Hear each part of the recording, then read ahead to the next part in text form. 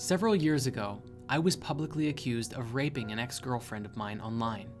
And while the accusations have subsided, there's been an emotional thorn in my side for a long time about the entire event. There have even been occasional flares of upset around it, especially when I see vicious comments that I receive occasionally accusing me of being a rapist. I feel the whole story of this hasn't been told. At last, it's time. During my recent trip to Rhythmia, I received deep healing around this entire thing, and even greater understanding. While it would have been so easy for me to keep to myself and let it go, I feel like it's necessary for me to speak about today. Since I know now that so many people have most likely lived similar relational dynamics to me, perhaps through this story, it may help others to find healing through the sharing and exploring of what happened. As I lived it, it was a very difficult time. I had been focused on creating a sexual union between us with the impression that it would be creating connection and healing for both of us at the time. My partner was not so interested in this, but still she consented. I was only 20 at the time, and upon reflecting with the plant medicine, I was able to see that the reason that this situation happened between us at all was because I was playing out a masculine wound. I was emotionally limited to only feeling myself. I could not feel my partner.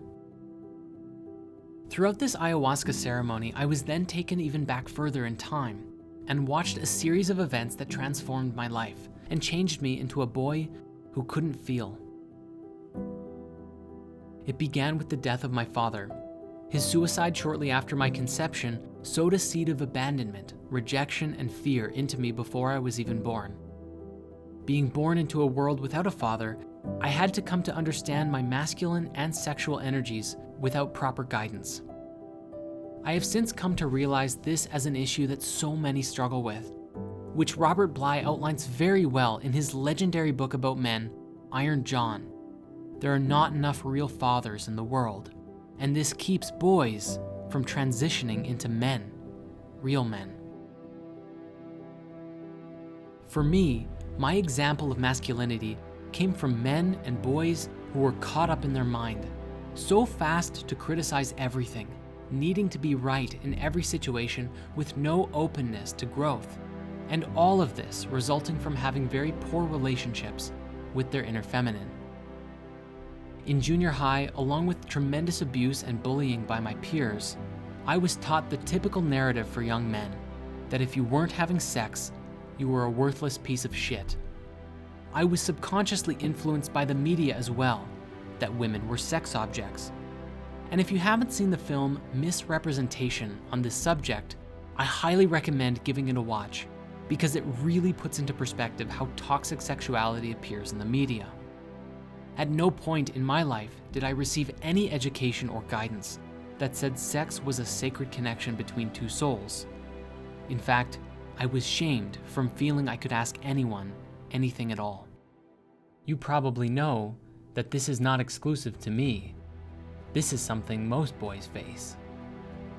Because of this programming, sex was something to get, and the result of this created a boy whose lack of connection with his father compelled him to try and fill that void with sex to feel empowered, all the while feeling like a worthless piece of shit. And I'm certain, as you can tell, that desperation is not very attractive. It was this energy within me, this twisted, quiet desperation, that was at the root of why I was eventually called a rapist. While my partner at the time had consented, deep down she did not want to. She told me later that there was a part of her that wanted to give me what I wanted because she loved me and cared for me. But in her heart, she knew it was not right. Truly, had I been able to feel the depths that I do now, it never would have happened. To my ex-partner, I deeply apologize for my own insensitivity. I am sorry I was not able to comprehend that it was not right for us to be together at the time. I have explored both angles and perspectives on this. Am I a rapist? By the conventional standard definition, I didn't force her down or anything of the sort. But she said that she felt raped, and I feel like it's important that I honor her feelings. In fact, this is the reason I gave her a confession in the first place when she asked for it, which led to the story getting out online. I've actually publicly stated that I was a rapist before, thinking it was the right thing to do. And yet then I received so many people telling me, well, technically, no, not actually. And then other people who just use that as a fuel for more attacks. This is where the line blurs in the eyes of the general public. And I feel it's important that I share this with you now for complete transparency. Regardless of how you may feel about me, and despite my mistakes, the broken child who got into that mess in the first place is not who I am. It is not a reflection of what's in my heart or what I stand for. To quote one of my favorite authors, Robert Bly, whose work is designed for the evolution of manhood everywhere, he writes, "Our story gives a teaching that says where a man's wound is, that is where his genius will be. Wherever the wound appears in our psyches, whether from alcoholic father, shaming mother, shaming father, abusing mother, whether it stems from isolation, disability, or disease, that is precisely the place for which we will give our major gift to the community. And so it's because of these wounds, these accusations, these mistakes, that I am able to speak with you about it here and now." After this relationship, I had the opportunity to live on the other side of the spectrum, in a relationship with a man who now I can see it was not right for me to be with. He was one who I said yes to because I felt obligated to do so. I said yes so many times and experienced so much pain because of it. During that time, I was too afraid to leave the relationship because of threats of suicide that would come up when the conversation of a breakup arose. Life has a funny way of mirroring our greatest lessons that we both act out and receive. The plant medicine revealed to me many truths about both the divine toxic masculine and feminine, where it comes from, and how to heal it. I learned how so many of us are raised into worlds just like mine, and how my story is not exclusive to me. How so many people say yes to sex, intimacy, and relationships even when they don't want to. And often they feel like they don't have a choice, even though many times they do. I also learned how this human behavior, rooted in fear, will one day come to an end. There is a pervading belief in the world, throughout many cultures and ideologies, of a heavenly father and earthly mother. These holy personifications are beautiful, often symbolized by a relationship between the sun and the earth, and where we are the children between the two. However, these archetypes are incomplete, for they lack the presence of the heavenly mother and the earthly father. This incomplete belief system, which stems back for countless generations, has created a deep, pervading belief within most of us that men have no place here on earth, and so they are compelled to brutally seize it for themselves. It makes women feel as though they have no place in the eyes of God, and so they are compelled to become the seductress, using sexuality to manipulate their way through life. While there are many aspects and roots of toxic masculine and toxic feminine energies, this is one foundational space from which these energies arise.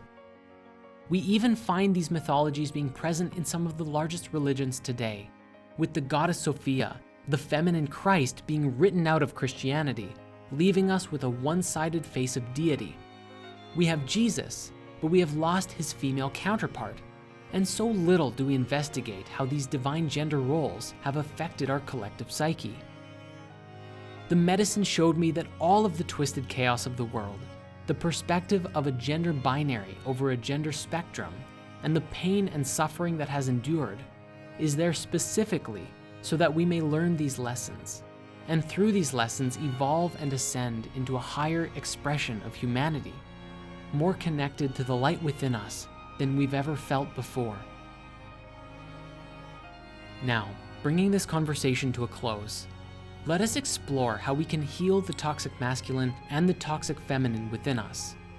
While I'll be addressing this to men and women in a more traditional sense, I encourage you to observe this from a space of energy and inner identification rather than a strict binary.